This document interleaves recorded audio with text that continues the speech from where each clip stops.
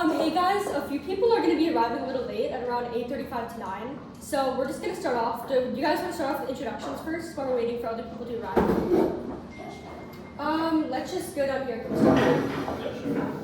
Hi everyone, my name is Nick. I'm from Mauritius. And my experience with law and AI is that I've done an executive education and master's level at the University of Oxford in AI. At the same time, I have worked at the Office of the High Commission on Human Rights, where I've done national papers on law, especially about the right to development, cultural rights, and innovation rights. Right now, I'm currently working on economic law, and that's pretty much my background. Thank you. Do you want to go next? Yeah, of course. I'm probably one of the youngest speakers here. I'm still in high school. I'm a high school senior, born and raised here in New York.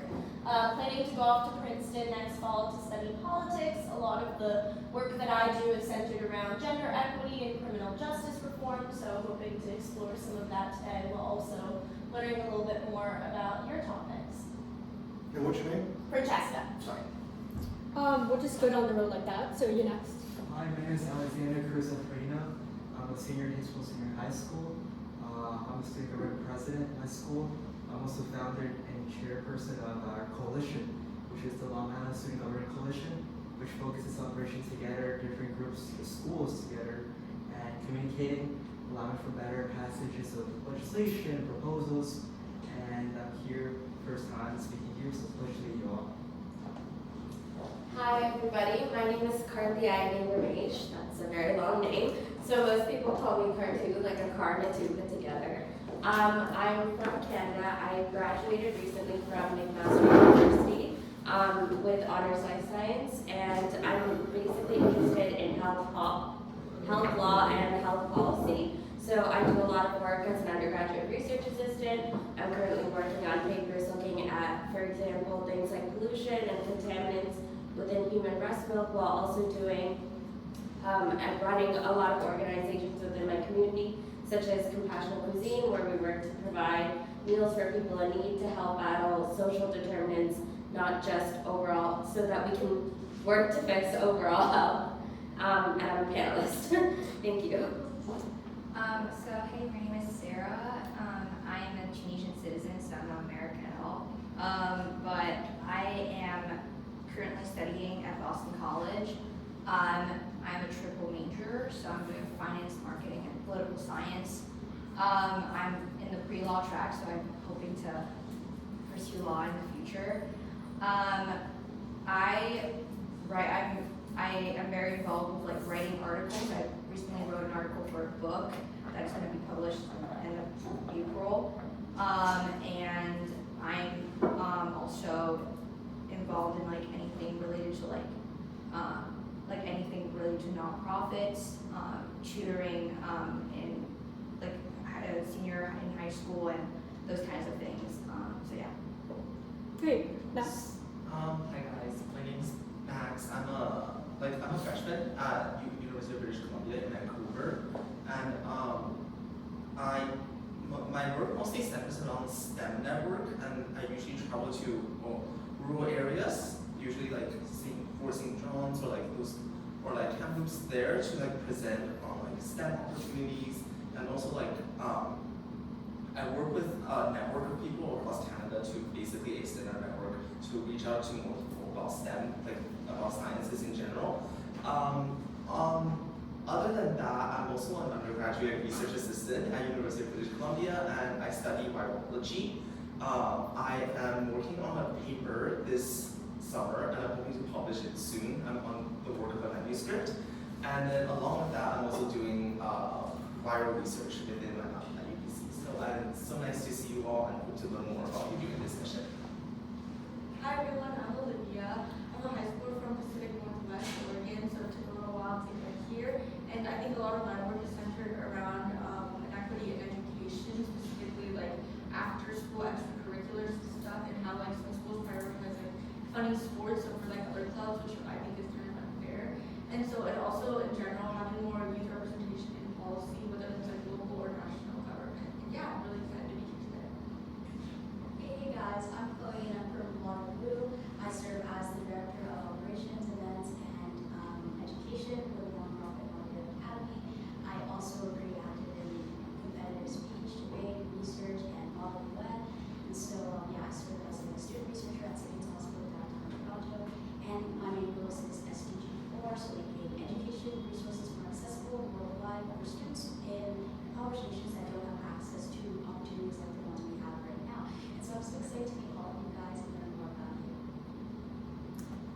We'll start off with the. Oh, sorry. So sorry. Oh, no worries. Hi, my name is Yeva. It's very nice to meet all of you. It's very nice to be here.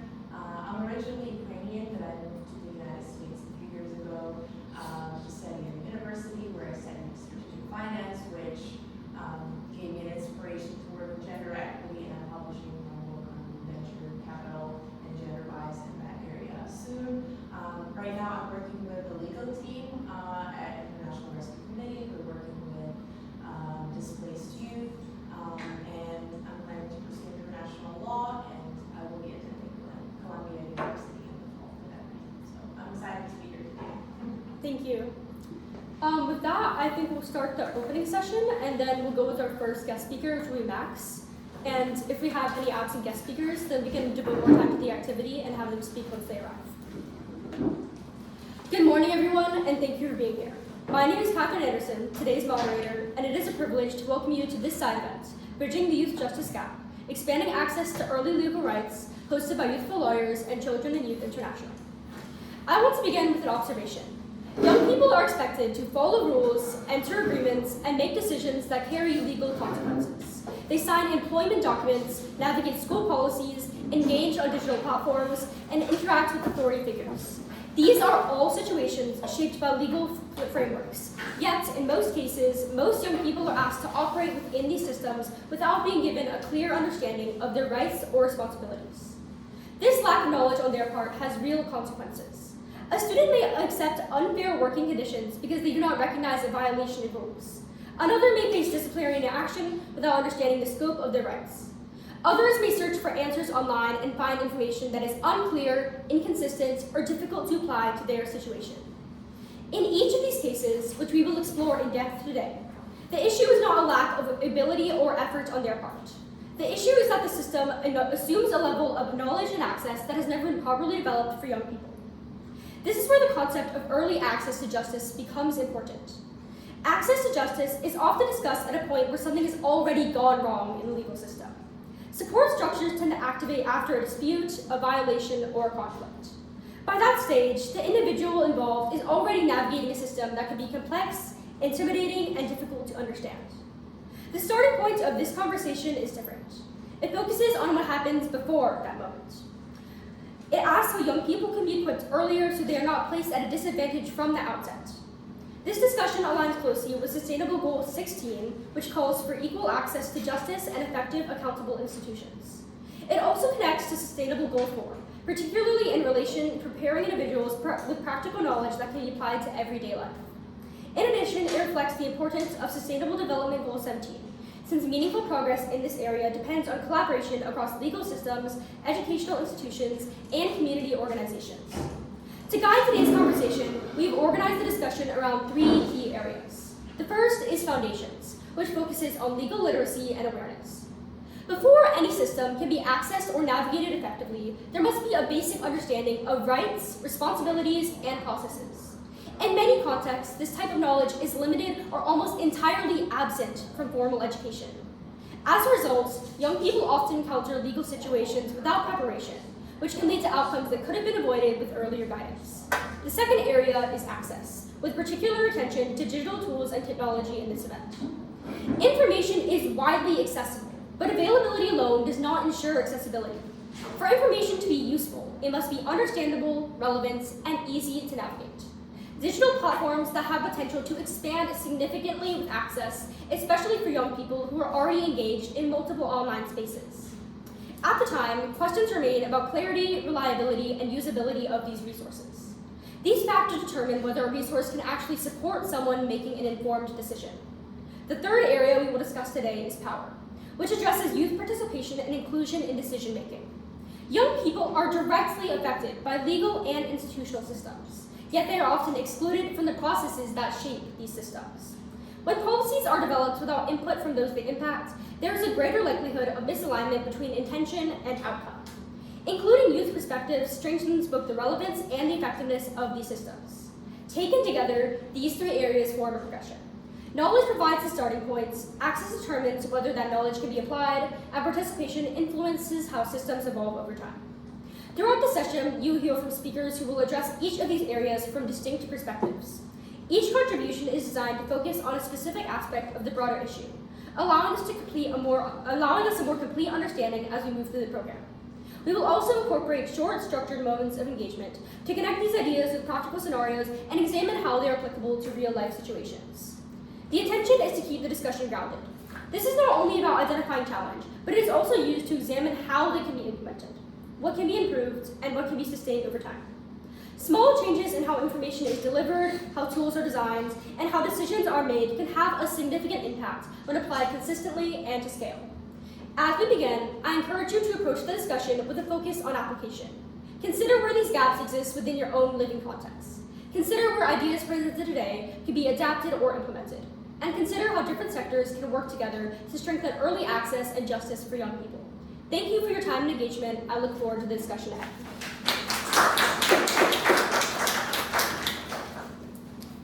Max, are you speaking on a computer or a printed out thing?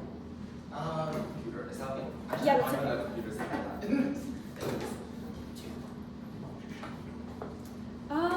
Yeah, I'll shut the door.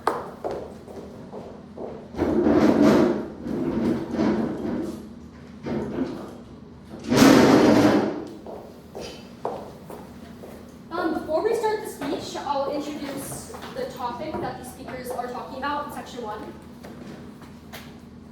For this first section, it's focused on legal literacy and awareness. Youth need accessible, early, and practical legal education, which is often integrated into schools or community programs. Examples include integrating basic legal rights into school curriculum, using interactive workshops with youth-friendly materials, and framing legal literacy as preventative measure before legal crises occur. The core question of this section is whether youth understand their rights. With that, we'll begin with Max's speech, in which he will explain how current systems fail to provide young people with practical knowledge. So do I start right now? Yes. Okay, great. So, lack of legal literacy ultimately drives the constant exclusion and exploitation of youth in understanding their rights and their work. For the purpose of the speech, I'm going to be defining some terms first. Youth refers to all individuals aged from 5 to 30 years old. For the sake of the speech, anything legal must be clearly documented and listed in a section of a respective country's constitution. And because this issue is such a global issue, please do not hesitate to question, challenge, or comment my claims, not only during my speech, but also after this entire session. So now let's get started.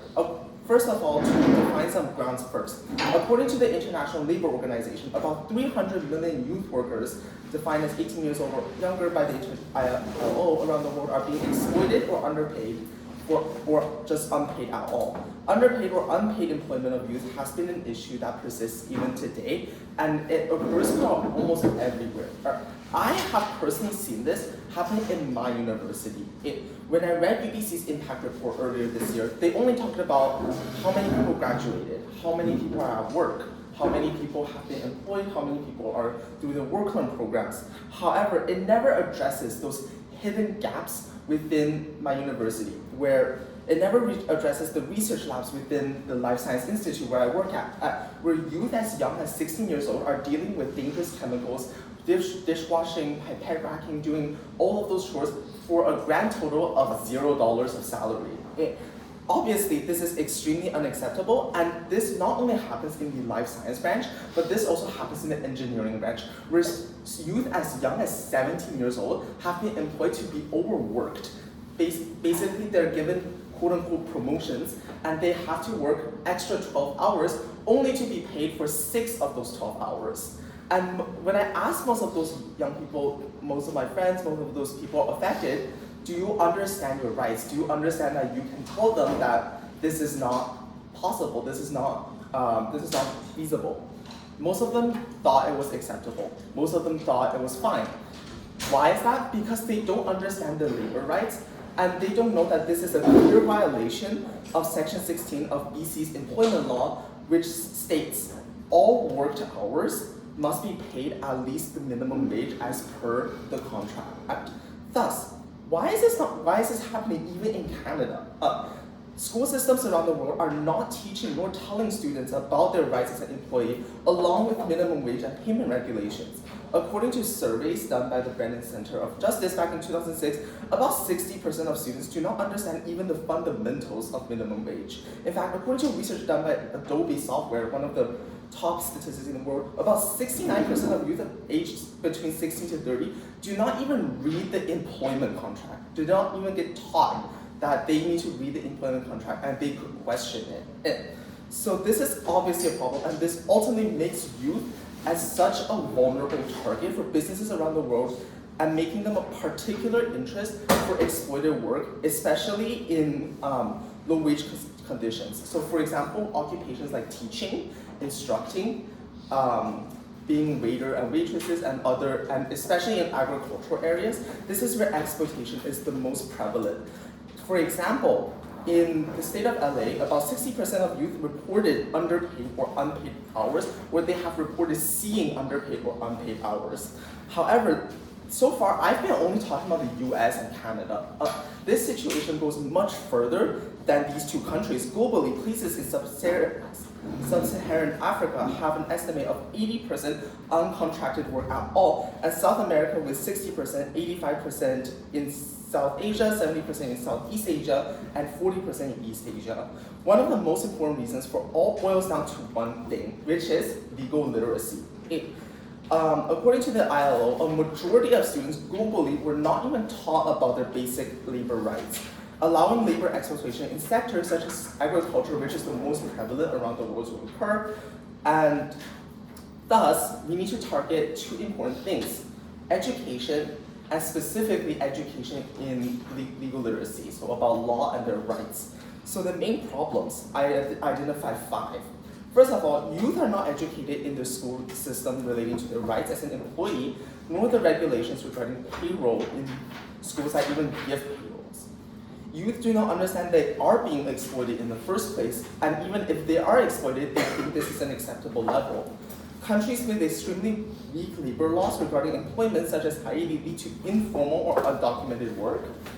Lack of awareness of youth exploitation is occurring in work. And then finally, this is really important, lack of support for students struggling in hardships and their continued education. And the solution is not simply hiring more teachers or hiring more educators to teach. Because guess what? Even teachers are not even taught about legal literacy. In fact, according to research, a majority of teachers don't even recall learning about legal literacy, let alone teaching it. And obviously, this is an important problem, and this needs to be addressed immediately. So, this is why in my opinion, I believe the United Nations and us as delegates should attack this problem in 2 different directions. First of all, the education direction. So basically, we need to, first of all, train the teachers first, because how are youth going to get educated if the teachers don't even know about legal literacy? So teachers will be trained about provincial attorneys regarding the basics of law, such as basic and employment rights, an accessible report system to the Department of Labor, or such that students could submit concerns and questions regarding their employment contracts and treatment. Allowing workplace practices and payment practices to be actively investigated, either as soon as the report system is made in the accessible report system or on a bi-monthly basis.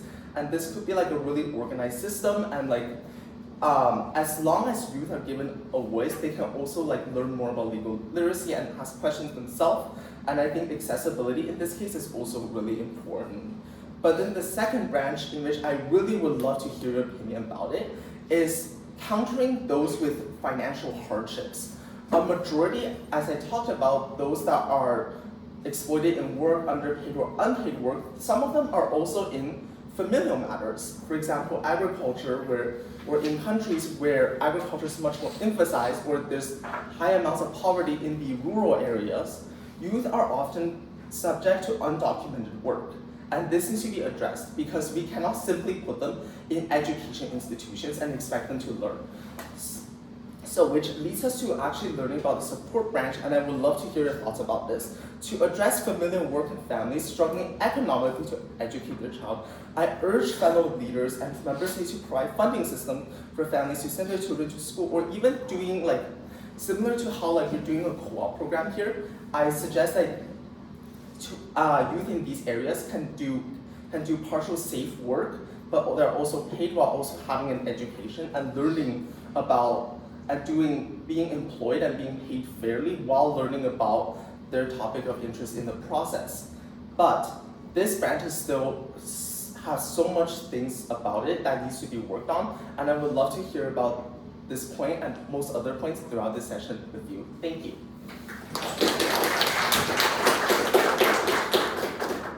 Thank you. Based on your speech, I do have a few questions for you. What would you say is the most overlooked area where young people lack legal understanding today? I think the first important thing is definitely accessibility. So a lot of young people, even if they have questions regarding, whether am I exploited at work, or or is this contract fair, or whether like is this even legal in the first place, they don't have points of contact to even like reach out to. In many of those places, the Department of Labor isn't much contactable, isn't reachable, because they just make themselves seem so secluded and such a like quote unquote private like sector that it basically cuts themselves off from the youth that are currently employed. And I think this is a major problem, and this needs to be addressed. I think the Department of Labor should make themselves much more accessible and to create a system such that youth workers or even adult workers alike can actually report their concerns with much higher response rate, with much higher answer rate, with much higher basically quickness in responding, and more accessibility to these departments and to these places where they can address their concern. Great. And one last question. What is one misconception young people commonly have about their rights? So one common misconception that youth have their rights is that whatever is on the contract stays just legally binding forever or something until like the end date is reached. And that's actually not true, because most of the time contracts, I actually saw a situation about this in Vancouver a few weeks ago. So basically what happened was I also do some stuff with the Vancouver Symphony Orchestra, and one of the members there was raped 10 years ago. And then what happened was she was put in a agreement where she was forced not to disclose this rape event. And this was a formally binding contract. And then when she spoke about it, they were threatening to sue her. But then in reality, in this type of situation, it's a lot of, and she's not the only one, there's many youth around the world that are probably secretly raped or secretly just abused by the businesses and just forced to keep their mouths shut. And that one of the reasons is basically because they don't understand that contracts can, sometimes for some situations, contracts don't apply to these situations. In cases where underpaid or your payroll doesn't arrive on time, your contract doesn't dictate that. Your contract doesn't basically legally bind you to just say, oh, well, I guess this is what it is. And then so it's more about the common misconception is that people think that contracts are just binding forever, or just basically like whatever it says, they just have to just listen to it. But it actually depends on the situation. It depends on a case by case situation. And I think it's really important to educate youth that they have the right to speak up. They have the right to say this contract is unfair, or if they are subject to basically abusive relationship or abusive situations where actually it breaks the law, then the contract no longer works. They can actually speak up about their experience. So I think youth needs to be like educated about that more. Great. I think we'll move on to our next guest speaker. Thank you for all your guidance. Thank you.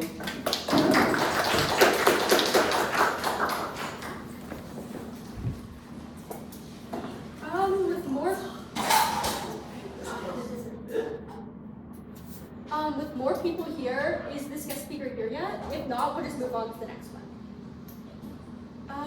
In that case, we'll move on to Yeva.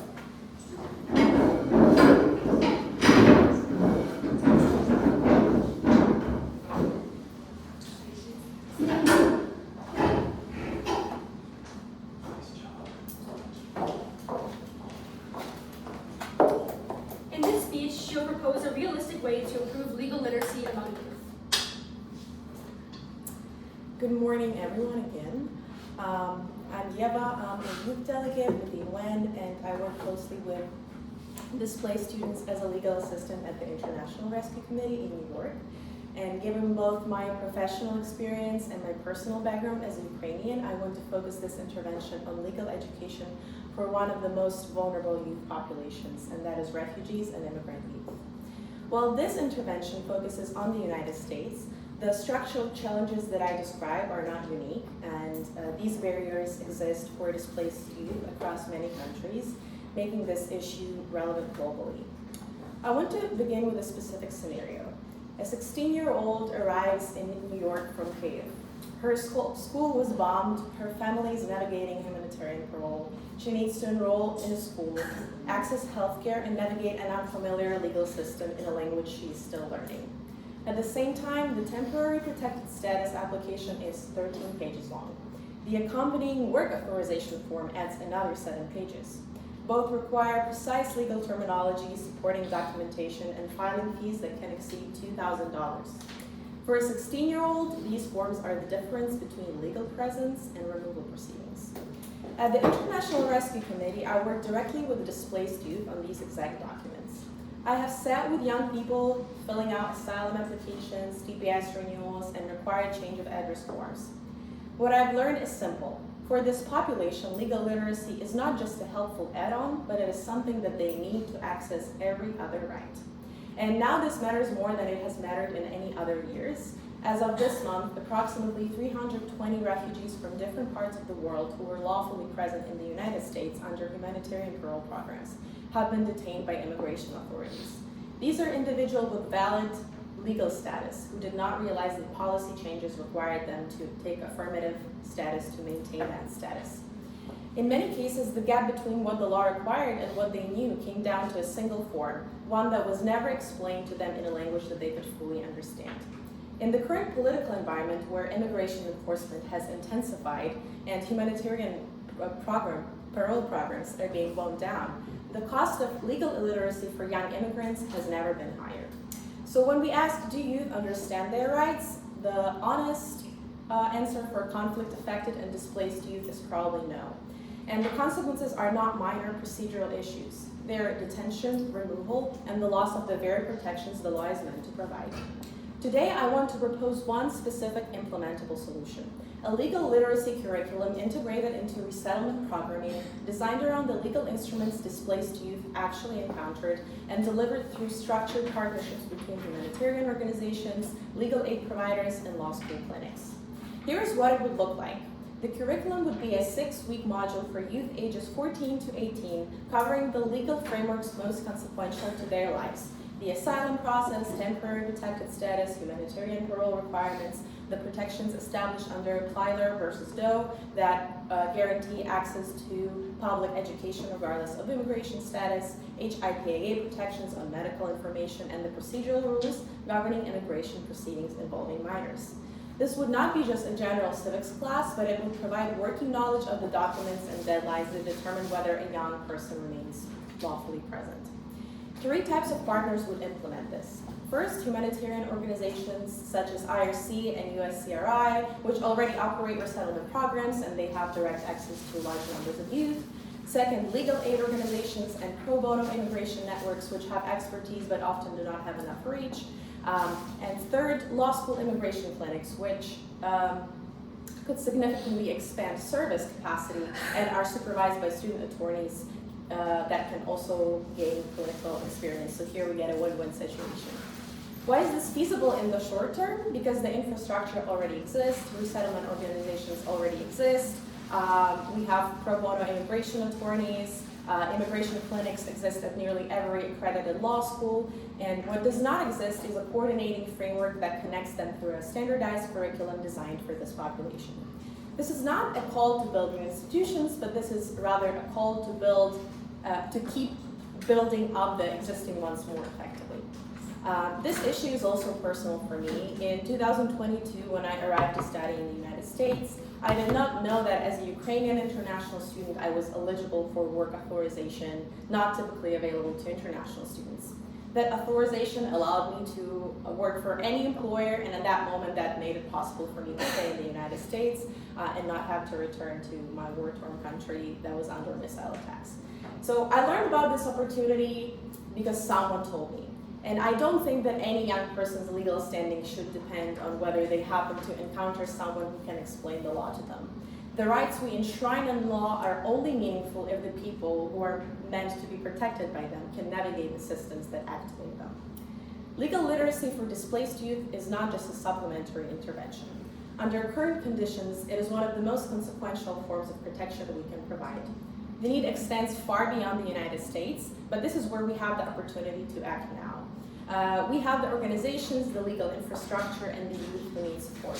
What is missing is the coordination to bring these resources together into a curriculum that reflects their legal needs.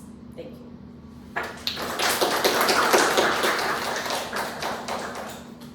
So my questions for you are, firstly, what makes the proposed solution realistic to implement?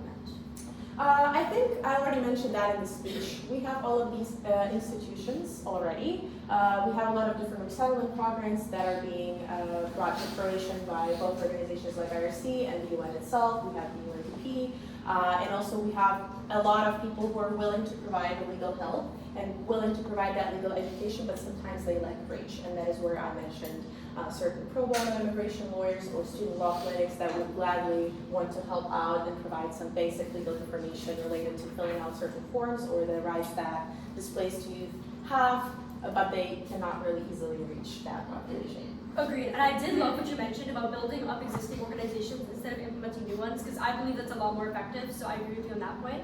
And my other question, what would success look like if this were implemented effectively? Yes, so I would think that success looks like a very accessible legal curriculum that would not be hard to comprehend for someone who just starts learning English. And I think that this program would also include interpreters and volunteers that would come on a regular basis to also explain these legal terms to displaced youth in their native languages. And success would look like being able to navigate their rights in the United States and knowing what they can and cannot do, and knowing the legal pathways that they have to staying in the country, because also unfortunately there are a lot of cases where youth and their families have to leave the United States because they think they cannot remain there lawfully, and at the same time there are a lot of legal avenues that they can pursue to actually stay in the country and avoid coming back to potentially dangerous areas. Great, thank you so much for your input.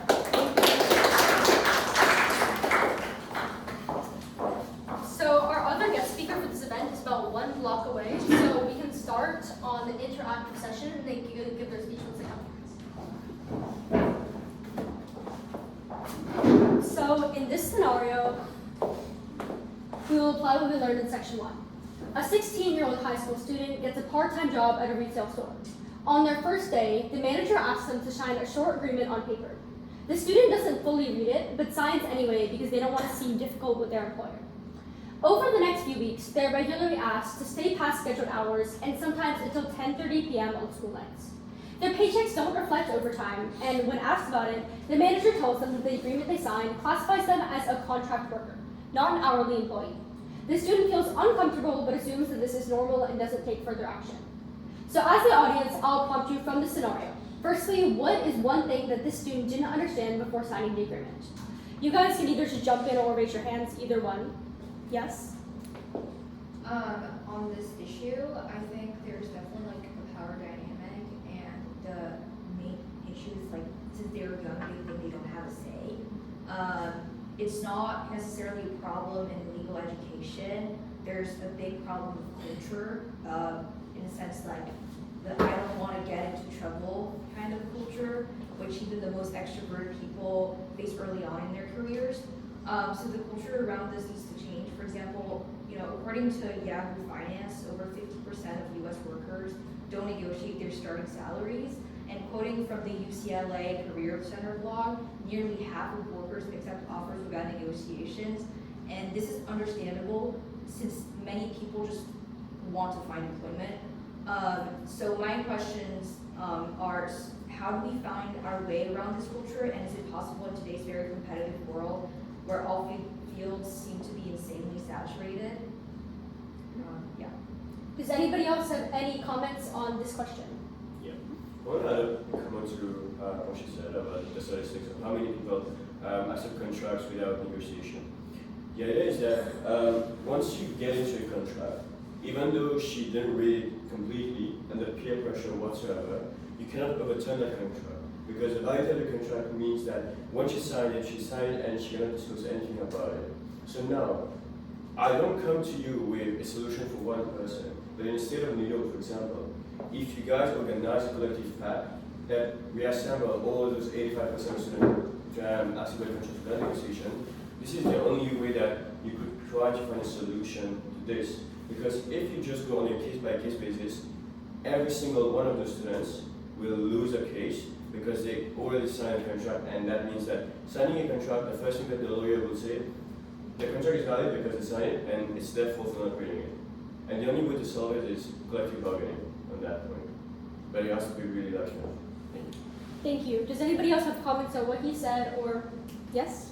I think to add on to what others said, as well as to really answer the question, I think it's also, in addition to dealing with the power dynamics that exist, it's also about teaching students that are going into the workforce about the different types of employment there are. So contract employment, part-time, full-time, permanent, what those entail, and also knowing your labor rights, right, within each form of employment.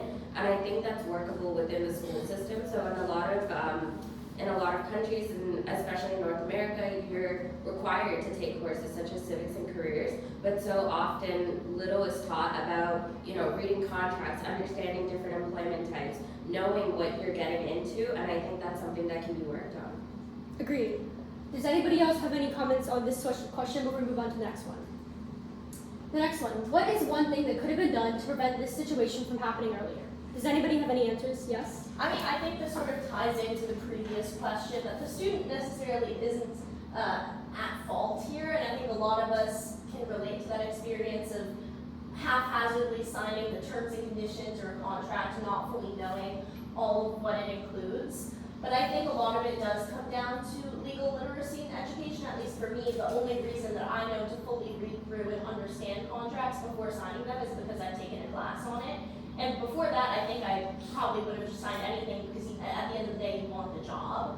So I don't think that the burden is necessarily on them, even though the lawyer on the opposite side might argue, well, you signed your name to this, so that means you agreed to the terms and conditions. But at the same time, I think the burden is on us more as a society to create the conditions that would allow them to have that knowledge in the first place. Because again, they're only 16. So you can see not only a power dynamic, but an age dynamic. Agreed. Any other comments? Yes. Sure. Thank you. I think in addition to what was just said, it's also in addition to gaining accessibility to that knowledge, it's also really about empowering students with the confidence to use that knowledge in practice. So often we might know the information, but in such difficult power dynamics, it might be difficult for the student to apply. So really empowering them with the confidence to, act on the knowledge they have, as well as learning how to deal with shifting power dynamics, learning how to deal in a situation where you might not have such power, and learning how to stand up for yourself in those situations if you see that, a contract doesn't hold up to your rights or you feel exploited. Olivia, yes? I definitely agree with what's already been said about literacy and youth empowerment. I think those are two very strong themes. I'd say also putting some burden on the employers themselves. So maybe in the legal system, adding some laws that can patch these loopholes. For example, certain standards that force these employers to hold themselves to standards so they're not doing this to these children. Yeah, I live in the Netherlands, and every single contract has to have basically a built-in cover sheet that shows what the legal standard is for any employment, and very clearly outlines what rights of employees are, what a contract can state, what it can't state. So before you even read the terms of the contract, it has to tell you what is allowed and what isn't, and if that's not on there, then the contract is legally void, so it can't be enforced anyways. So kind of a very direct solution to that. Thank you. Chloe? Yeah, and so to branch off of all the sentiments that have already been made, first from the perspective of the student, it would definitely be beneficial if there was some sort of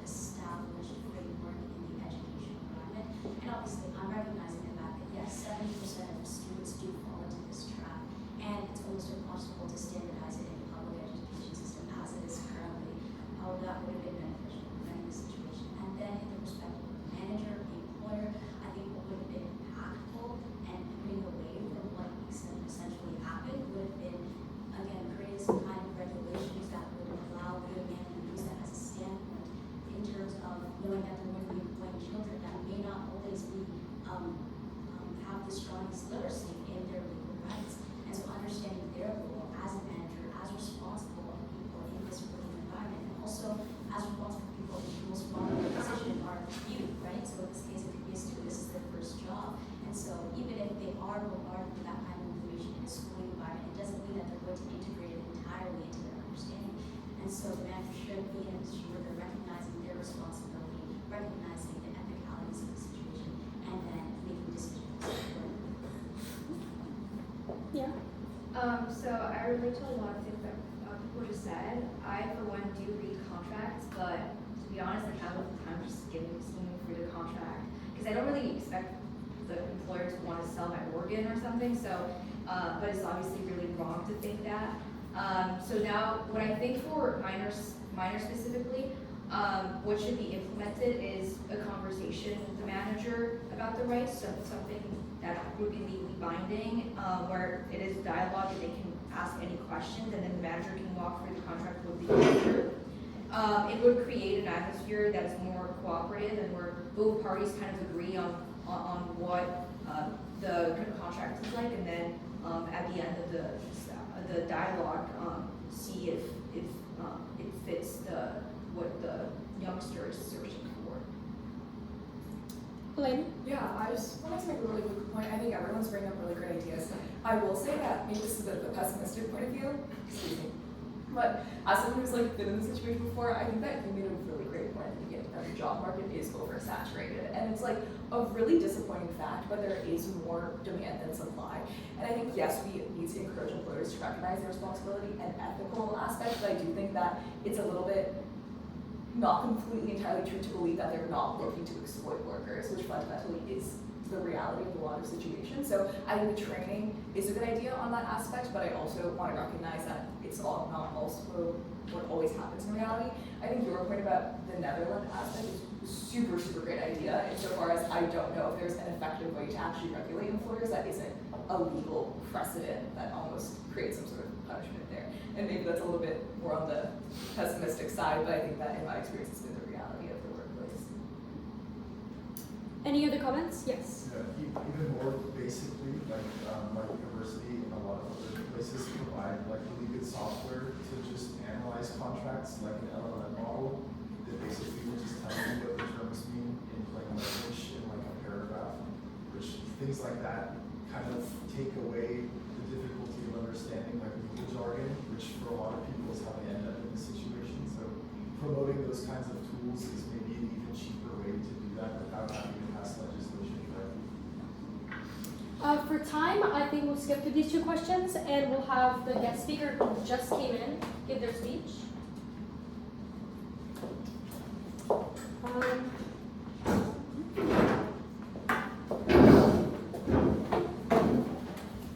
So in this speech, she will walk us through what actually happens when youth lack legal knowledge.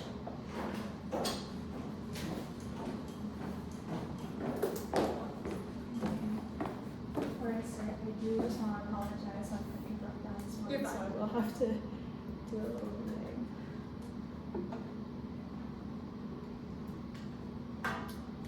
Distinguished delegates and respected panelists, there is a common misconception embedded within our societal framework, one that significantly impacts the youth and holds potential to shape the future of generations. We often assume that legal consequences begin in adulthood, at a point where individuals are mature enough and have the necessary experience to make important decisions that have the potential to impact the rest of their lives. But that assumption overlooks reality. Adolescents and youth commonly experience being placed in legally binding situations without ever being given the knowledge and the resources to understand what they are agreeing to, and more importantly, the risk that comes along with that agreement. A young person cannot access support if they don't understand exactly what it is that they're looking for. And they cannot meaningfully contribute to systems they never have been taught to navigate. First, youth need to understand their rights and responsibilities in commonly applicable situations. Then, they need to know exactly where to go and how to access the systems that provide them with these resources. And only then can they engage with those systems in a way that allows them to question, influence, or improve them. When that first crucial step is missing, what follows is not opportunity, its entanglement in long-term legal consequence. This is not a hypothetical gap. It represents problems that seen all too often in the lives of young adults and youth globally. Consider the situation of an 18-year-old girl named Katie, leaving home for the first time and searching for her first off-campus apartment. They're navigating a transition that is already emotionally and financially demanding. Housing is limited, time is constrained, and the pressure to secure stability is immediate. They find an apartment. It might not be perfect, but it's good enough for what they need, and the landlord provides a lease agreement. Within it are clauses on joint liability, financial penalties, and long-term obligations. They do what most young people would do in that situation. They skim it, they look it over, and they sign without a second thought. Not out of negligence, but out of urgency, out of the belief that it is simply part of being independent. Several months later, one of the roommates stops paying rent. At first, it feels like a personal conflict. Payments are accumulated, late fees are applied, and over time, their credit drops. Their financial credibility, something that they'd only just begun to build, is damaged before it has even that chance to stabilize. And perhaps most significantly, they leave that experience with not just debt, but with a sense that they were set up to fail in a system that they were never even taught to understand. Incidents like this do not just happen because a young adult was intentionally irresponsible. It happened because they were unprepared. Young people are not taught how to read a lease or shown how to identify risk within a contract. We expect young people to act with informed judgment, but without ever providing them the information and accessible resources needed to create that. Now consider that same situation with one critical difference. That student has been exposed to legal literacy early on. They recognize the implications of joint liability. They understand the weight of what they're saying. They pause, they question, and they seek clarification. And that distinction has the power to completely alter the trajectory of personal liability. This is why legal literacy must be understood as an academic, not just as an academic subject, but as a form of protection. Because once the consequence has occurred, the opportunity to learn becomes reactive rather than preventative.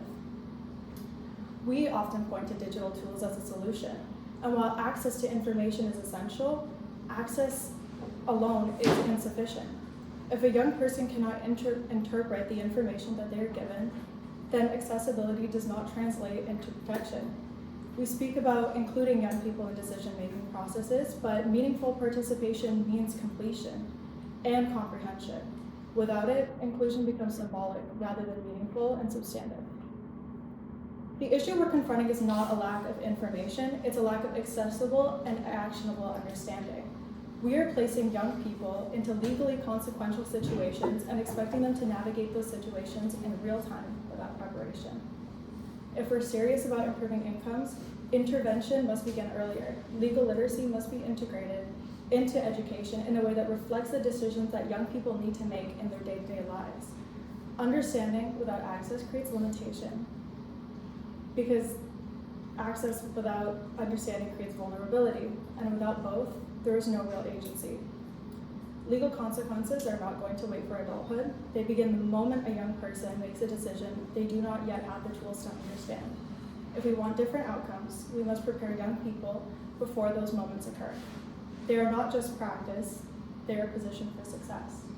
Thank you.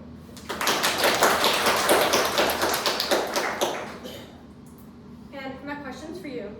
Firstly, why do young people often fail to recognize these situations as legal issues?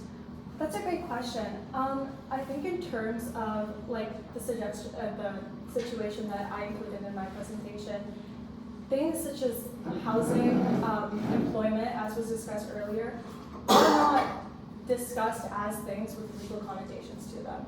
When you rent a home, it's mainly something that's a financial burden on you, something that you're looking through from a financial perspective.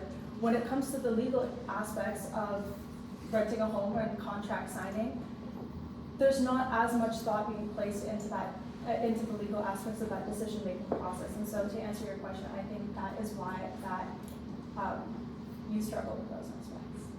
And lastly, what makes these scenarios so common?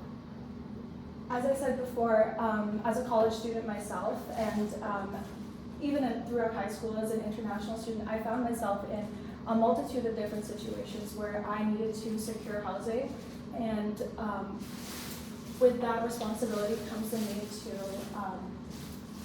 need to enter into legally binding agreements, and that's not an uncommon experience for anyone. I think there's a number of students that I know personally myself as well who find themselves in situations where they need to enter legally binding contracts. I mean, it's a mandatory part of employment, housing, banking. It's a part of our day-to-day lives, and so yes. Agreed. Thank you. Thank you. That was all of our speakers for section 1. Moving on to section 2. Digital tools and online resources could be utilized to further access to legal information and support. Examples include creating youth legal access platforms and apps or online workshops that can be used to inform youth about law and their rights. Online engagement offers reliable and accessible legal knowledge. The core question of this section is, can youth access justice systems? For section 2, digital tools and technology-enabled solutions, our first speaker will be Elaine.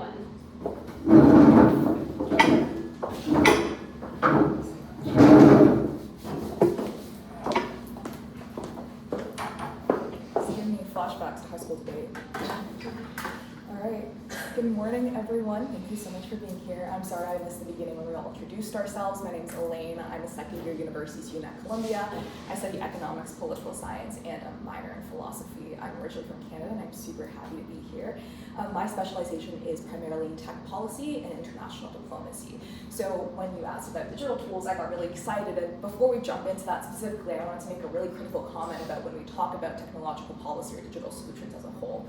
The first is that what I really, really love about it is it's this very special sector of public policy where young people more than ever are really not only the primary users of technology, but also the experts. Listen, I don't have a CS degree, you can't ask me to code anything, but what I will say is, like, the vast majority of young people, I've had to tell my teachers or the adults in the room or my parents how to use a cell phone or how to change the different tiles on whatever it is and I have you. The fact of the matter is that youth is super important. The existence of this ECOSOC Youth Forum is present in that. But as a UN delegate for the major group of children and youth, and I'm sure you guys can relate, it's really hard sometimes to go in there and really justify your presence. Just because you're there doesn't mean you're seen the same way as other people. But why technological policy is so special is that it is somewhere where young people are the primary ones who look at it, who are interacting with digital tools on a daily basis, and somewhere where you really are, a lot of the times, the experts and know a little bit more. And the implications of that are twofold. Number one, because we're younger, we're a lot more adaptable. As soon as there's a different update, as soon as something changes, you start to be able to adapt to that a lot quicker than a lot of the older generations can, and that's just a matter of that we're younger and our brains work a little bit faster. But number two, the impact of that is that there's a very fundamental imperative mindset shift from how we might view the law and how technology impacts that compared to different generations. The fact is that technology moves at an exponentially high pace. So where it is now versus 2000 is a lot bigger of a gap than it was between 1980 and 2000, for example. So because of that, we're used to change. So a bit of an anecdote. I worked at a law firm this past summer, and I was a legal intern, but more than that, they would always call me like the interim IT guy, because I would always be like, okay, like how do I move this tab? How do I do these things? And these were really like astonishing, amazing partners who had all these degrees who like couldn't figure out how to close a tab. But all to say that we had a very advanced digital scheduling system, but the leading partner was like, no, I want everything written on a piece of paper, my schedule, every single week. So that was part of my job description, is I ended up writing that. And I was like, we have a lot better of a consolidated way we can do this through technology. Why don't we do that? And he was like, well, this is what I'm used to. So this is where youth comes in and how we see law and how we see policy so special, because what we're used to is change. We've always grown up around a place where the legal systems are continuously having to adapt to different technological policies. And that advancement is our status quo, which is why this young generation is so much more important and so much more able in leading that force than a lot of the other young generations. So this leads me to solutions. I know we want to talk about digital tools, but in an age where a lot of what we know as AI, I mean, you brought up a great point about LLMs being able to do things a lot faster, and I think that that's super poignant, is that what I think is more important than anything is being able to learn and being able to think. So my number one digital tool is something called Coursera.com. I'm sure a bunch of you guys have heard it before, but it's basically a bunch of free available online courses that you can take. There's one by Penn on IP law that I took. I know my friend took one that like a Yale professor made. I believe it was on copyright law. And it's just this huge plethora of a lot of free courses about law or about different policies that you're interested in. Some of them you do have to pay for, but there's a bunch that are completely free. Case Western did a really great one on AI law, and just being able to educate yourself and learning for the sake of learning is what's really gonna set people apart in an age where so many of the small tedious tasks can be replaced by machines. What I also want to add is that in order to completely understand how technology can actually enable our legal understanding, especially as young people, is that we also need to think about what is it that we value in the law and legal education. I mean, like you guys all said, there were some great points before about it not being as accessible. And I think technology, digital tools, online learning is a great way to disseminate that. You got a great idea about this really great curriculum. We could use technology to advance that to a larger portion of people. But when we talk about really what it is about the legal sector that can be human, cannot in the age of AI, I think that it's really critical to understand what do we care about. And like we said, LLMs can be used in a really, really great amount of things to help enable young people in the youth sector. At the same time, I've read a lot of arguments that are really pro-AI in the courtroom. You know, you can say that a machine can read precedents at exponential speeds faster than a human can. It can also remove biases that we've seen have impacted court decisions. Things about race, things about attractiveness that we know affect whether or not a court votes a certain way. A machine doesn't have that if we do program it correctly. I would say at the moment it does for the sake of taking what exists in data right now. That being said, while you remove those biases of humans that can say this might not be the best, it also removes another human aspect of empathy. You know, it doesn't matter that you can see the person's face in the courtroom, how they react when they get a verdict or how they react when a testimony is being given. Is that an important thing to care about? Do we care about empathy in the courtroom? Do we care about justice, and how do humans play into that? So as we talk about digital policy and digital law and all these great tools, I also want to caution that when we interact and incorporate technology into our understanding of law, that can be a really, really great thing or really, really bad thing. And at the end of the day, just really begs to question, what do we care about in our legal systems and in our laws that are fundamentally what we think is human? All right, that's my 6 minutes, and I'll leave it up to questions if there are any. Thank you. Let me stop the timer really quick. Okay, so my first question for you is, what specific problem would your tool solve for young people? Absolutely.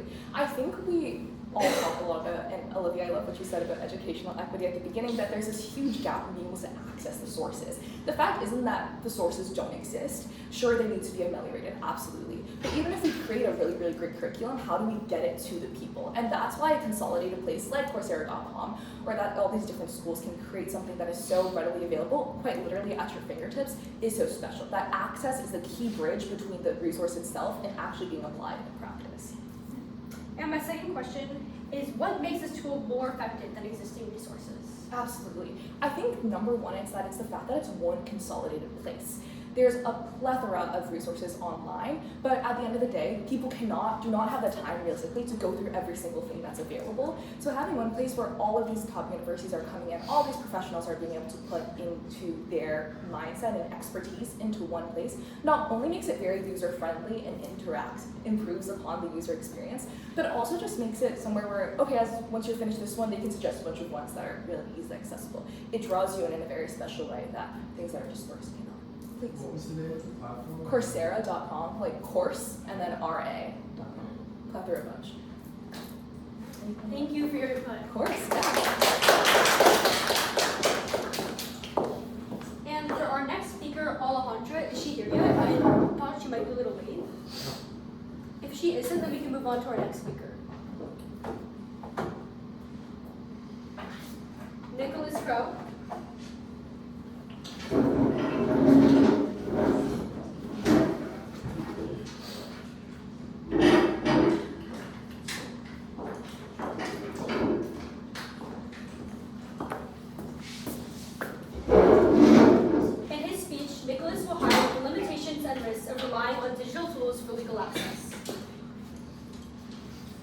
Thank you so much.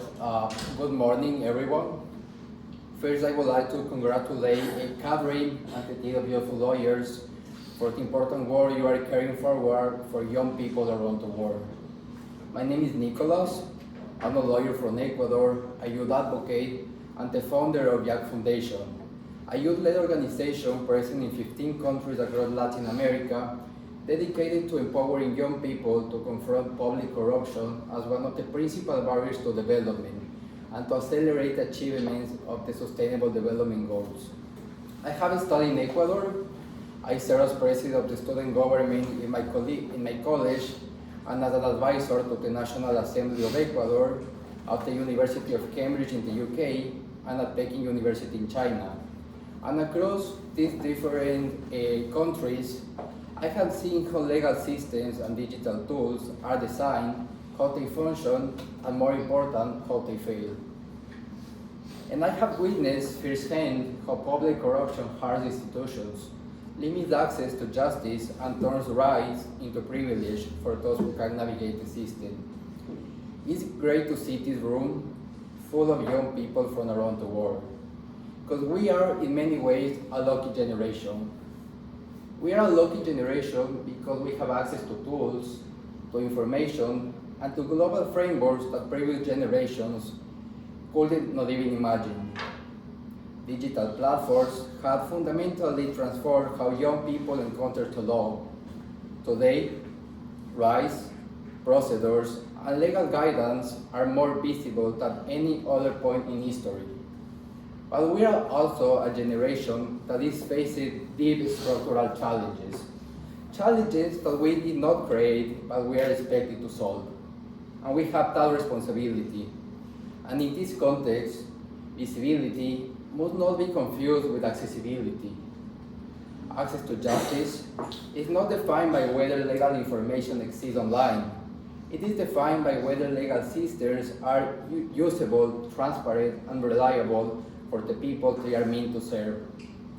And in that distinction lies the central challenge of our discussion today. A legal system is not accessible simply because it's digital. It is accessible when it allows individuals, especially young people, not only to see their rights, but to understand them, to trust them, and to act on them with the real institutional pathways. Digital tools have amplified the front door to justice, but they have not yet built the corridors, the guidance systems, or the guarantees that allow people to move through it. Because the problem is not only access to information, the problem is oversimplification, and the problem is inequality. Much of the legal information available online today is fragmented, unverified, and often disconnected from the realities of how legal systems actually operate. And for many young people, especially in underdeveloped communities, digital tools are not even accessible in the first place, reproducing the same inequalities they claim to solve. So the question is not whether digital tools are useful. They are. The question is whether they are sufficient. And the answer is no. Because the real issue goes deeper. From my experience across different legal systems, one conclusion becomes clear. The problem is not only that systems are complex. It is that complexity, when combined with public corruption and exclusion, becomes a tool of control. And when the law is oversimplified without accountability, it does not create access, it creates vulnerability. So if we are serious about closing the youth justice gap, then our response must also be structural. We need to move beyond isolated solutions and toward a global, youth-designed framework for legal access and integrity, built by young people across regions, grounded in life experience and aligned with institutional reform. A framework with three core pillars. First, legal clarity with accountability. Second, anti-corruption by design. And third, youth co-governance. Because we cannot design accessible systems for young people without youth people at the table. We are invited to speak, but not to decide. We are here, but not always listened to. And as long as that gap exists, the system we build will continue to fall short. So this conversation is not only about digital tools, it's about power. It's about who designs access, who verifies it, and who ensures that justice is not only visible, but for everyone. Because access to justice is not a matter of information, it's a matter of inclusion, trust, and institutional responsibility. And if we are serious about building systems that work, then we must move beyond designing for young people and begin designing with us. Thank you so much. My two questions are, out of all the things you discussed, what would you say is the biggest risk of relying on digital tools? That's a really good question. I would say is having access to digital tools, and because young people cannot have access because public corruption in many ways. So this is something that is happening not just in Latin America, but it happens in a lot of countries, especially in Latin America and Africa. And second, which groups of youth are most likely to be left out by these tools? I feel that young people who have not the privilege to access to these kind of tools, especially in developing countries all around the world. Great, thank you so much. Thank you.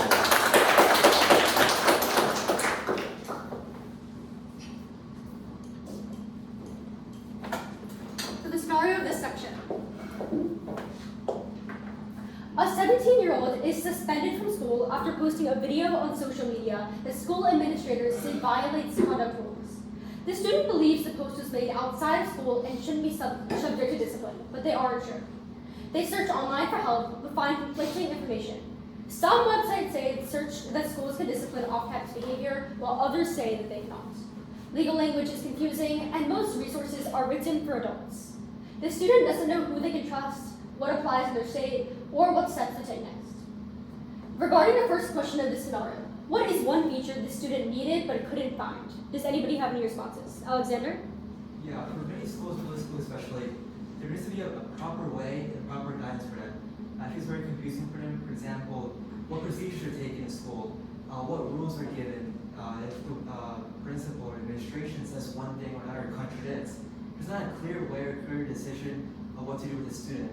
And I feel they need a better management of guidance in a website, in a way they can see rules and then they can find assistance as well, phone numbers, emails, and contact other people that can help them as well.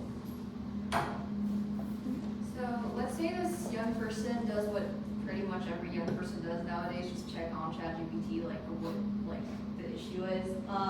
The issue that that person would encounter is that the data itself isn't complete. So ChatGPT or any type of AI uses already existing data, and it improves by storing that data. And yes, it can make those AI tools more efficient, but it also mixes different laws, outdated laws, or rely on unofficial websites, which is mostly the case in ChatGPT, for example, mostly relies on Wikipedia sources, which are, well, not necessarily opinion-based, but can be wrong a lot of times.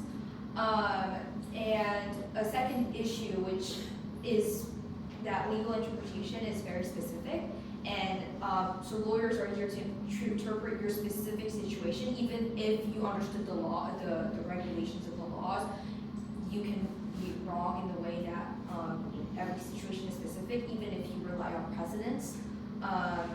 So yeah, that's. Just like echoing those 2 points, I think the problem is not necessarily a lack of information, but more that the information that we have is so convoluted and fragmented, and especially for young people. If I look up what is the law on this, it's going to depend by state, by jurisdiction, and there's so much more that goes into it that teenagers especially can't really wrap their mind around, let alone adults who don't have a legal foundation. So I think partly the responsibility would be on the school itself to outline clearly what its code of conduct is, and not only what the rules are, but when and how they can apply, and what students can do to advocate for themselves, because a lot of the time, if you're on your own in this sort of situation, you don't have many options available to you. But I think there's also a role for either outside government institutions or even nonprofit organizations to step in and provide resources that don't just have the information but present it in a very user-friendly way without complicated legal jargon that most people can't digest. And I think one way that could work, and it depends on the situation, but like to have sort of a decision map. Like if you're in this situation, what do you do? and then just like keep asking you different questions to try to narrow it down, because we have like millions and millions of sources out there, so you're not going to possibly be able to parse through all of them and then fact check each of them. So I think it comes down to not only legal literacy but media literacy as well, and being able to determine which sources are most reliable, and a lot of that comes down to the accessibility of the platform itself. Any other responses? I'll move on to the second question. What will make a legal resource effective for a young person? Does anybody have any responses on that? I think really just kind of going back to the point of making sure that we don't just have access to the information, but that the information is relevant to youth in the sense of the situations that they're facing, as well as the terminology that's used, to make sure that they're able to access the information in a way that's applicable to them, in a way that's easier for them, and without the need for maybe even like a legal interpreter to step in and say, hey, this is what this law means, or this is what this rule means. I think that would make it an effective resource, because it's something they can access and it's something they can use in real time. Olivia? I think definitely having like a way to have it reinforced, because I think like one thing that's really important, especially with like big topics that are hard to understand, which I have personal experience with in math class, is like if you keep on like talking about it and like bring up examples of it and like showcasing it in everyday life, then it becomes easier to understand over time. So like I think tying back to something like the previous section, which is like kind of having a role in schools where teachers or older guiders or people who can like teach this in class are able to provide resources, and also just like in general reinforce topics like these more often, so people understand their rights and understand what they have to obey. Chloe? Yeah, so to address this question, also add on to the excellent points that you made. As someone who works in media journalism, a lot of it is how the youth are interacting with that information through social media, because millions of us spend our time on those platforms. And so obviously it's not going to be effective if you're just bombarded with this information, but once you're seeing that it's posted on platforms that you're actively using, and then it's introduced in an educational environment, it's kind of, you're essentially predisposed to interacting with that type of information, and eventually it will come to use and will be served as information that you're going to need as you're interacting with these different knowledge areas. And so a lot of it is trying to engage that information in different ways that youth are spending most of their time. So they're spending a lot of their time in school, but I mean, school is often associated with more unpleasant and uninterested feelings. And so you can tie it into, okay, social media and making it interface and user-friendly, finding just different ways to approach and streamline this particular pathway. I'll take one last comment from Alexander, and then we'll move on to section 3. I agree with your point as well, and I feel the only way to make things better is practice. Making scenarios. For example, teachers can make conversations between our students, say, let's make this scenario, what would you do about this? And after that, make it into a conversation with the rest of the students, say, what would you have done instead? So make it much more open, transparent, and much more easier to understand for them as well. Great, thank you. Moving on to section 3, youth participation and structural inclusion. Youth should be included in policymaking and justice systems. To fully understand and engage, they should be properly involved in the systems that shape their lives. Examples include youth advisory councils, mentorship pipelines, and legal fellowships. The core question of this section is, can youth shape and improve these systems? Moving on to our first guest speaker, Alankrita. She will explain what real youth participation should look like in these systems.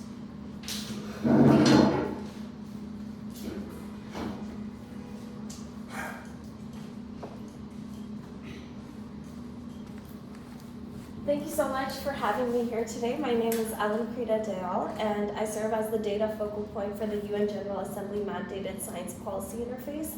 And I work closely with United Nations World Data and several other UN agencies and departments. So in my day-to-day job, I am a senior product design lead, and I support over 14,000 global tech companies, and 75% of Fortune 500 comply with data governance and AI governance laws around the world. And even though that's, my full-time job, what my real passion lies is in really empowering youth and working with youth and making sure our priorities are highlighted at intergovernmental places such as the United Nations. So today I really wanted to step away from typical podium talk and walk us through a typical youth journey of a vulnerable person and what are the kinds of challenges that they face and how we can really mitigate some of those risks through AI and data initiatives and to really foster legal literacy as well. So the sobering reality is that according to UN statistics, 1 in 3 children globally are already datafied before they even reach school age, often without any legal protection, meaningful consent, or even a basic understanding of what that means for their future. So just imagine you're a newborn, you're just born, and your very first health records are already digitized at birth, only to be ingested by unregulated risk assessment algorithms that may later trigger automated biases in school admissions or insurance coverage in the future. Or think of the toddler whose digital footprint is being sold to advertisers before they even get a chance to speak. So this logic also extends to children and youth in vulnerable communities where just to get a bag of rice or a bag of grains because of food insecurity, their biometric data has to be harvested, which creates a permanent digital record in the government system and other community systems that could then follow them later on in life and affect, their job prospects or career prospects or educational prospects. So we are essentially, the way that we're designing our systems is actively coding prejudices into the past if we're not careful about mitigating these kinds of risks and making sure the destinies of the children and youth we support don't actually turn out to be a barrier rather than a support system for them. So this kind of cycle of digital tracking is exactly why we need to treat legal education as something that is a survival kit rather than just a textbook to read through. So we need to integrate digital and legal rights directly into school curriculum, moving legal literacy from a reactive measure used during a crisis into more of a preventative shield that children and youth can carry from day one.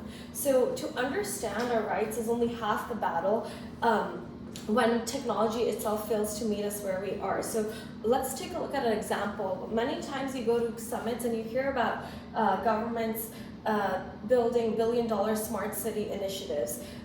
Yet for a girl who's in a nearby rural village, that's still going to often translate to continuing to walk over 4 hours just to get to a well to, have water to quench your thirst or to have water to take a shower.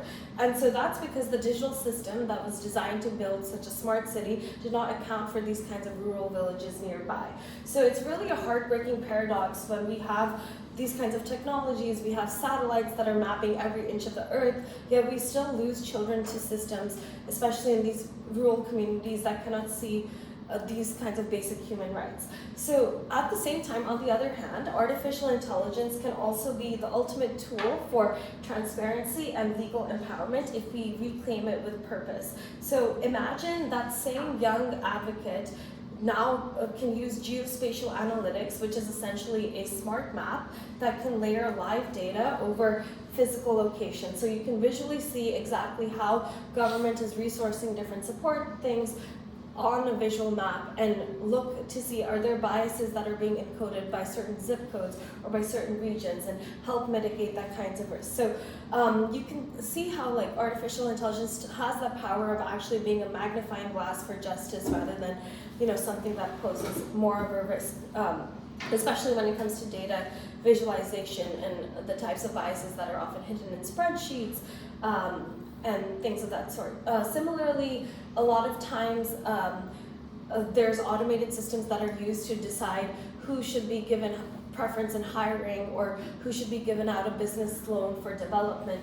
In those kinds of same areas, we can use geospatial analytics to really look at how the resourcing is being done and if it's being done in a fair manner. So I really encourage all of us to, whenever we go back into our communities, to challenge these kinds of norms and see how we can make sure AA systems are more fair and fair, especially from the legal context.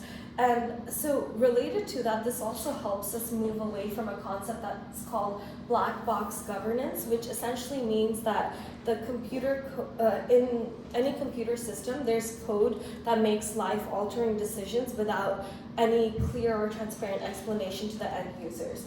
And so we can mitigate this bias using manual algorithmic audits, and even setting up youth-led oversight boards. So that's something we can lobby for. We can encourage, governments to pass laws for, so that tech companies are forced to do so, things of that sort. So these audits can then serve as like a home inspection for code that powers our AI infrastructure, so it can help check for cracks in the logic, ensure that the rules that engineers are coding in and leadership is coding in is actually helping decide fair futures with visibility. When you enter a website and you see terms and conditions, or you see that pop up, about data privacy, it's actually written in a way that's transparent and clear to understand for all literacy levels. Because as we know, youth will not understand very complicated, technical terms. And similarly, if you're a person from a different nationality and English is not your first language, those kinds of pop-ups and legal terminologies might not be as understandable. A similar concept is also decentralized edge AI, which can help democratize AI towards a more equity-focused world. So to basically explain that, AI typically requires massive, expensive brain centers that are typically located in the global north rather than global south countries. So if I'm a student in a global south country, what my phone is going to, or any device that I have, is going to take a much longer time to process the activity I want to accomplish than if I'm sitting here in the global north. So decentralized edge AI instead basically helps take small bits of processing power directly from smaller devices, such as mobile devices in those local regions that are already in our pockets, and turns them into a collective engine so that global south folks sorry, your don't timer have to just went up. Do you want one more minute to finish? Yeah, one more. I'm almost done. Yeah. So that's just an example of types of solutions we can actively foster for. And lastly, what I'll say is that we also should make sure that we don't just have token participation for youth. So especially in the legal space, if we are coming to the seat in the table, we should make sure we're getting compensated for it, we're getting our intellectual property rights, we're making sure our time is valued, and that we're not just being there as volunteers, so to speak, because we do bring a lot to the table, but we should get compensated for our time too. So thank you so much for hosting this panel, and I'm excited for all the discussions today. Thank you. So one question for you is, what distinguishes meaningful participation from symbolic involvement? Yeah, so I think what I will say is, like, meaningful participation is actually having a say in decision-making spaces, not just coming as a consultant or as a token person to be there as a representative. Oftentimes what I've seen is in many high-level meetings, there's already an outcome document drafted, yet youth consultants are brought in for their perspective, when in reality the final outcome document is already drafted. So things of that sort, like actually making sure our voice gets into those documents and it's not just we're brought in as a showpiece, is super important. Thank you for your thoughts. Yeah, thank you so much. For our next speaker, Alexander. In his speech, he'll propose a way to give youth real influence.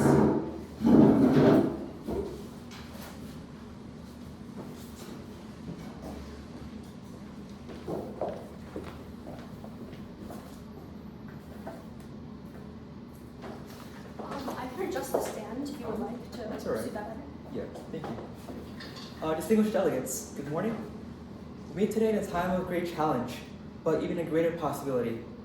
For many years, the legal system has been a destination for the young, but never a home. We have seen the law as a distant mountain, hard to climb, unmoving, challenging, and even cold. But at the same time, today we declare a new change in a new way, a new path for this youth to challenge this. We need to make a foundation that's proper built in order to make this much more easier for them, not just to seek status, but a necessity for survival, transparency, and communication. The first pillar of our new architecture is the Civic Liaison Fellowship. We must transform our schools from places that sort of teach history to places that actually help students realize their rights, what is literacy about, and how to put this into practice. Like I said before, in order to make something better and perfect, practice needs to happen. If you want to learn an instrument, practice. If you want to learn a new skill, it requires practice. These fellowships will empower student leaders to serve as direct navigators, bridging the Bar Association's enterprise into the hallways of schools. For example, public schools, high schools, even middle schools.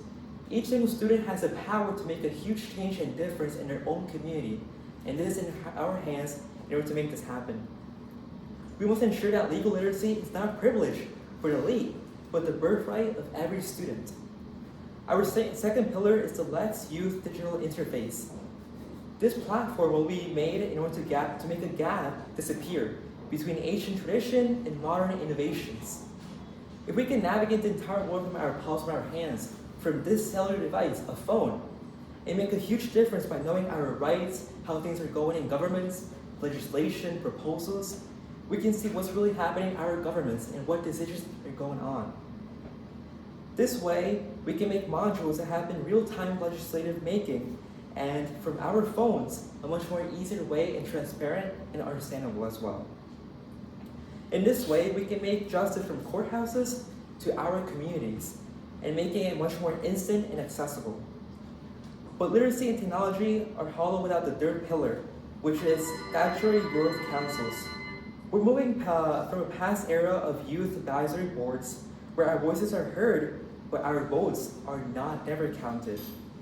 These councils must be mandated by law to hold permanent voting seats in our country and state judicial committees. We're not asking for a microphone to speak. We're asking and demanding a ballot to decide the policies that shape our lives. True structural inclusion means that no law concerning the youth shall be passed without the consent of the youth.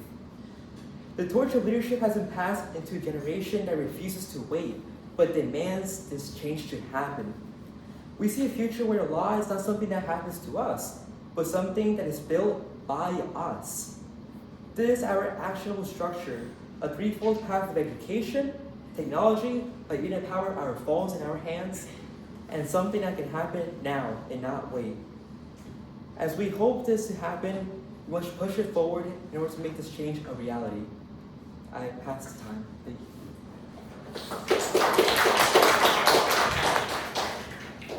So what makes the proposed reform feasible for the near term? Well, I feel technology always innovates, changes. Even simple 1 to 2 years, it changes how phones work. For example, AI.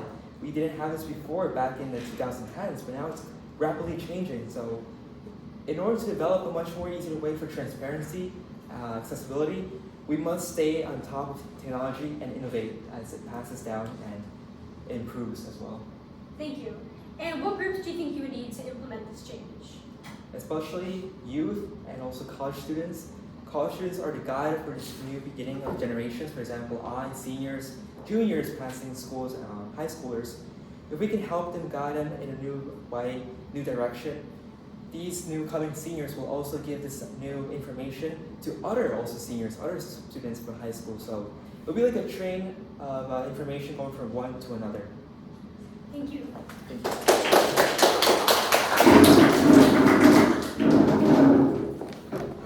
And for our final speaker, we'll have Francesca, who will highlight what groups are being left out in current legal systems and why. I might go a minute over time. Just wanted to give you a heads up. From grade school, we're raised to believe that our justice system rests on a set of pillars, that it is buttressed by the loftiest virtues of a free people: equity, impartiality, and the presumption of innocence. That every voice will be heard, every shred of evidence will be entered into the record, and everyone will be treated equally under the law.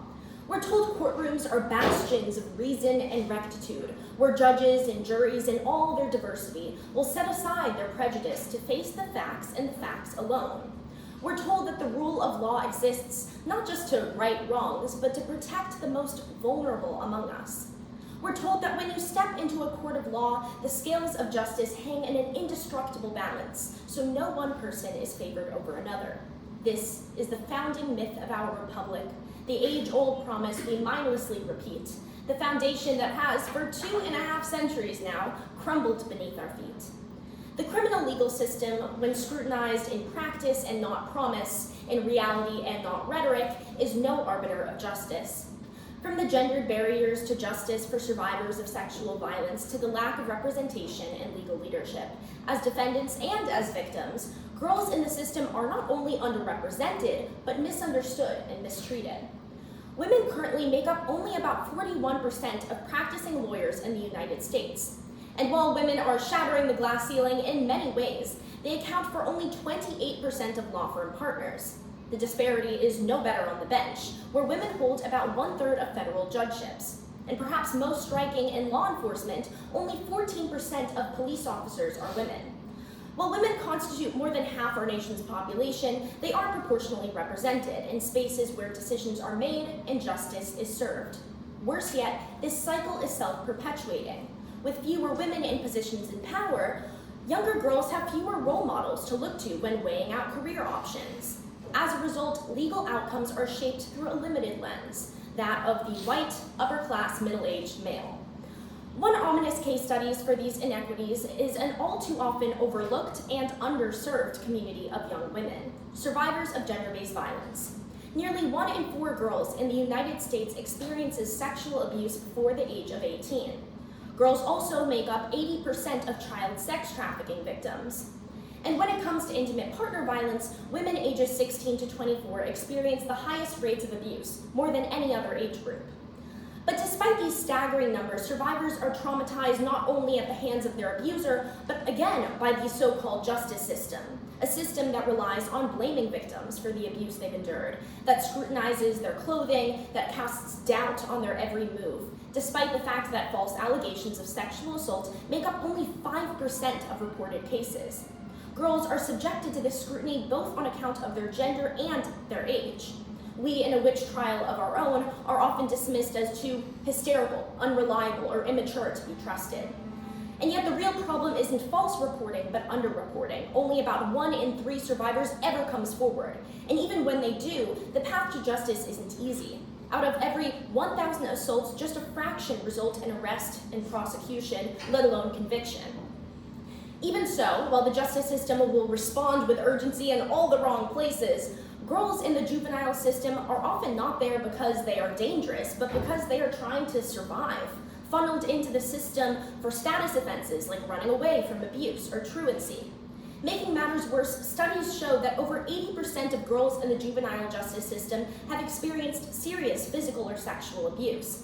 They are then brought to detention facilities that aren't equipped to address these realities, leading to higher rates of recidivism for girls who leave the system more broken than when they entered it.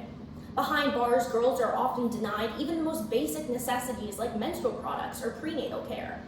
Clearly, the injustice of the justice system isn't only in what it fails to do, but what it opts to do instead.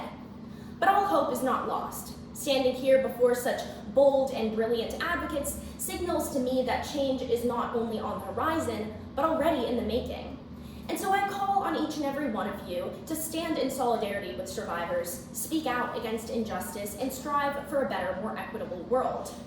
In cases of gender-based violence, justice looks like strengthening protections for victims and eliminating laws that criminalize trafficking survivors as prostitutes instead of those who prey on them. It means streamlining reporting processes that are often slow and invasive. And it means refusing to give perpetrators a slap on the wrist and call it a day. Our founding fathers promised us more, but the responsibility is on us to demand it. We must fight for a justice system that is both trauma-informed and survivor-centered, one that mandates training for all legal personnel, from first responders and investigators to judges and even, when applicable, juries, so that everyone can recognize trauma responses, provide appropriate courtroom accommodations, and speak with sensitivity. It is equally essential that we invest in mental health services so young women can receive the care and support they need throughout every stage of the legal, or what often proves to be a grueling legal process. Instead of penalizing status offenses, we must replace outdated detention practices with support systems, such as social services and safe housing, that address the problem at its root. However, to rectify the shortcomings of the legal system, we must fix it from within. This means democratizing access to legal education and professional development resources to empower young people, especially young women, to pursue careers in law and law enforcement. That means launching paid internship programs for young women in the legal ecosystem. It means reevaluating hiring standards and requiring more diverse hiring panels. It looks like investing in retention through equitable pay and protections against workplace harassment so that women really can rise the ranks. With women in positions of power, we are almost guaranteed more just outcomes. But it is also important that we implement systems to track arrest and conviction rates by gender. It is only by exposing patterns of abuse that we can truly eradicate them. So we, the next generation of legislators and litigators, must demand a criminal legal system that not only promises fairness, but delivers on it, in principle, in practice, and without exception. Thank you. So firstly, how can inclusion be built into systems from the start? Yeah, I mean, obviously I proposed many different possible reforms, but I think what makes my reforms very realistic and implementable is the fact that they are very much a trickle-down sort of effect.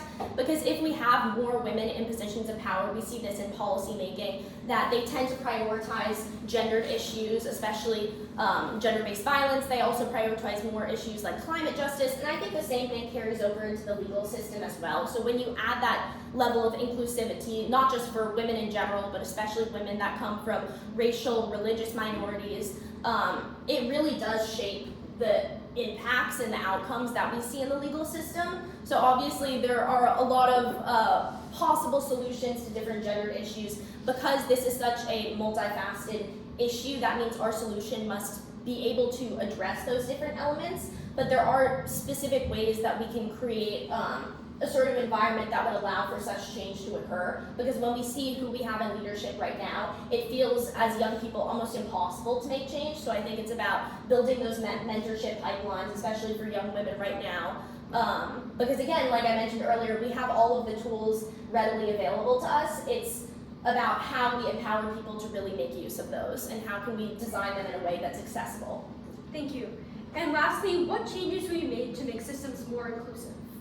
Yeah, I mean, like I said, I think a lot of it comes down to paid internship programs. I know for me, as a girl living in New York City, especially as a high schooler, there aren't many opportunities available for me to explore these types of things. So a lot of the organizations that I've been a part of are very youth-led, and I think there's a space for that, but I also think there's a need not only to have input in not real organizations, but organizations that have tangible impacts on policy outcomes that are often more adult-driven, but really be able to have influence. I don't want to be consulted for what I think and then not have that actually be implemented in practice. So I think being taken seriously, I think a lot of the time policymakers will say that the next generation is the future change makers, the future policy makers. But at the same time, we have so much power in our voices in social media and creating these digital platforms. And it's really on us to use them and then for adults to empower us to be able to do that. Thank you.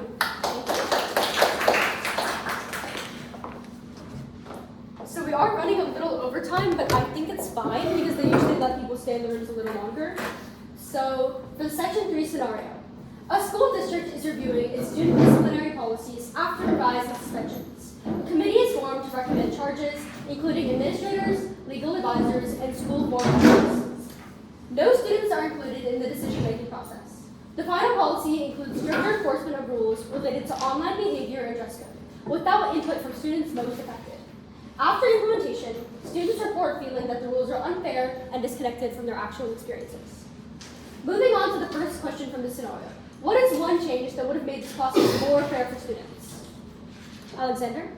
In our school, for example, we passed this idea proposal, which effectively passed in our school, which said we need to send a representative of our students to the board each single month. If they have a meeting, we have to send a representative there, listen, take notes, and see what they're doing, and send our ideas as well and say, hey, we don't like this idea, we want this change, or this idea doesn't affect or help us in that way, maybe changing it in a different way. So in order to make a big impact and real decision, we need to send a student into board administration or meetings and have representation as soon as possible.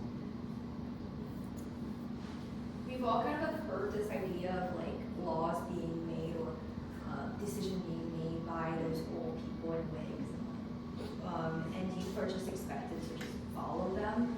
But as was discussed yesterday in like the African Continent Conference, one of the key issues is actually like lack of incentive, trust, and partnership between youth and institutions.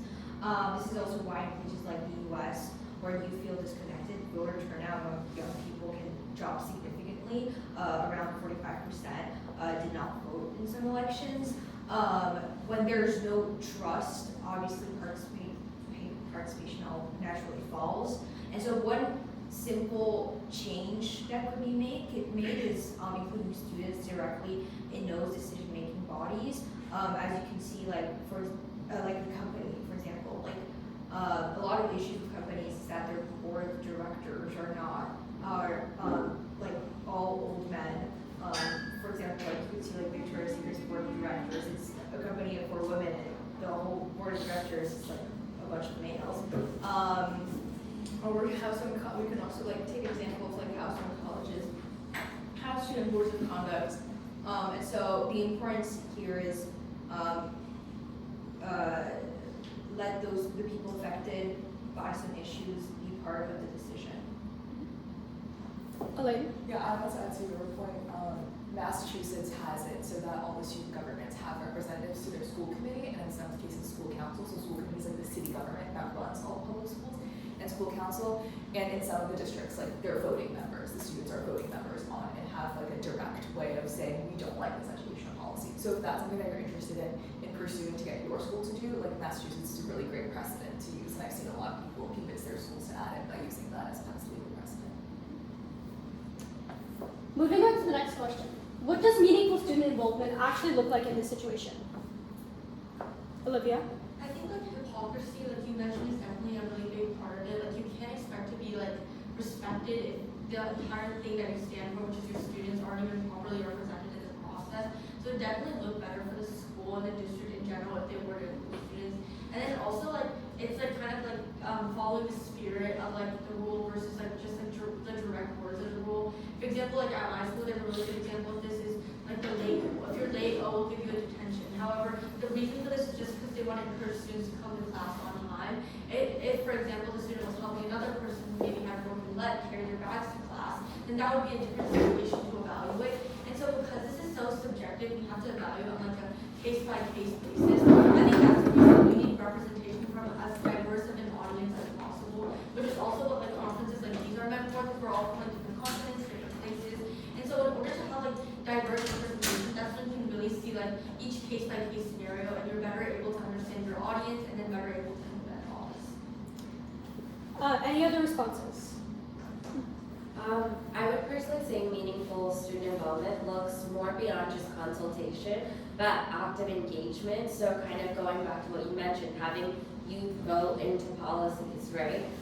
Or having like a youth advisory board that has to approve policies, or that at least gets an input in policies, not just, having policies that are pushed on them, but having like letting youth have their say. I think is a big step in making meaningful involvement. And I think that would make the process more fair, right? If students are feeling disconnected and they're saying it's not reflective of their actual experiences, maybe there is something more going on, such as, they were helping someone and it was taken in a wrong sense, whatever that might have been happening.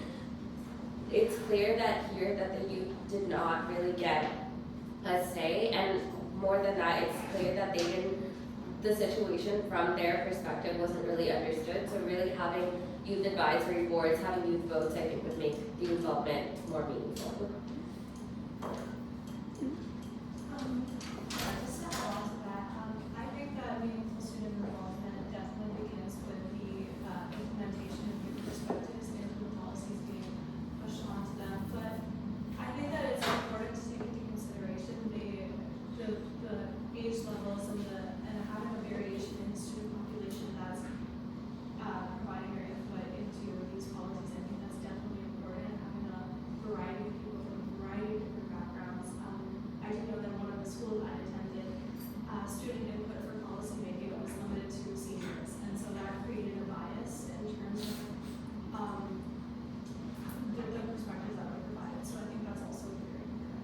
For purposes of time, we'll take one more. Chloe.